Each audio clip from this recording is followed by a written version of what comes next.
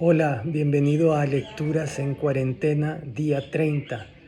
Stefan Zweig era uno de los grandes autores de la primera mitad del siglo XX.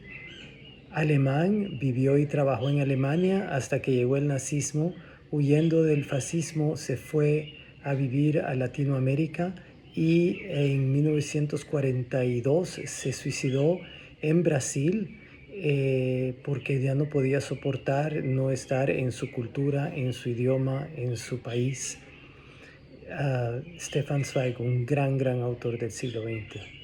Esta es una página de algo que él escribió que se llama El miedo y son varios ensayos sobre el miedo. Al bajar por la escalera de la casa donde vivía su amante, doña Irene, toda una dama de sociedad vistiendo abrigo lujoso y sombrero con velo, volvió a sentir cómo se apoderaba de ella en un instante aquel absurdo miedo. De pronto, un negro torbellino comenzó a girar ante sus ojos. Un frío terrible paralizó sus rodillas y tuvo que agarrarse a toda prisa al pasamanos para no caer de bruces. No era la primera vez que se había aventurado a ir a verle, asumiendo el riesgo que comportaba. El súbito estremecimiento de temor no le era en absoluto desconocido, pero por mucho que se mentalizase, cada vez que regresaba a casa, acababa sucumbiendo a estos absurdos ataques de miedo, un miedo ridículo, infundado. Acudir a la cita con su amante resultaba mucho más fácil. Cuando tenía que volver a casa, surgía un sentimiento distinto, misterioso y escalofriante, un temor en el que se mezclaban el recelo que provocaba la culpa y la idea obsesiva e irracional de que los desconocidos con los que se cruzaba por la calle sabían de dónde venía con solo mirarla. Y por eso, cada vez que alguien le sonreía, se sentía desconcertada. Era como si estuvieran burlándose de ella. Los últimos minutos que pasaban juntos ella y su amante ya estaban envenenados por la creciente inquietud ante lo que se le venía encima.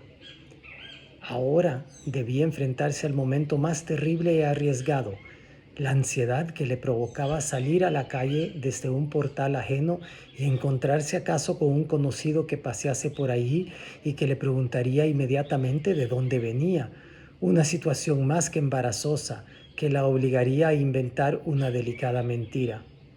Bajó la cabeza, como hace un saltador al coger carrería, y se dirigió a toda prisa, completamente decidida hacia la puerta de la calle que estaba entreabierta. Entonces chocó con violencia contra una mujer que parecía entrar en ese mismo momento. «Perdone», dijo confusa. Trató de seguir su camino a toda prisa, pero aquella persona se colocó en medio de la puerta cerrándole el paso. Clavó sus ojos en ella con ira. Había en su rostro una mueca burlona que no se molestó en disimular. «Por fin la he pillado», gritó con voz estridente, sin importarle el escándalo que pudiese provocar. «Una mujer respetable, claro que sí, al menos es lo que dicen todos. Como no tiene suficiente con su marido, su dinero y todo lo que posee, viene a quitarle el novio aquí a una pobre chica como yo. Por el amor de Dios, ¿pero qué dice? Creo que me confunde con alguien». «Usted se confunde», tartamudeó doña Irene. Como si fuera una niña, trató de escapar escurriéndose por un lado de la puerta, pero aquella mujer había plantado su enorme cuerpo justo en medio y respondió reprochándole con voz chillona: «No, no me confundo. La conozco muy bien. Viene de casa de Eduardo, mi novio. Por fin la he pillado.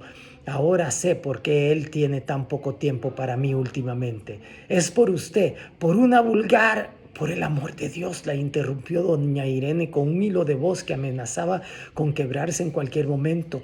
«No grite tanto». Casi sin darse cuenta, retrocedió de nuevo al zaguán. La mujer la observaba con gesto burlón. El miedo estaba haciendo flaquear a Irene. Su desesperación era evidente y esto pareció gustar a la mujer, que examinó detenidamente a su víctima con aire de suficiencia y una sonrisa entre orgullosa y sarcástica. Aquello le producía una grosera satisfacción y su voz se apaciguó. ahora tenía incluso un tono agradable. Irene sacó fuerzas de flaqueza y, obedeciendo a un misterioso impulso, cogió el monedero y sacó los billetes que llevaba encima en ese momento.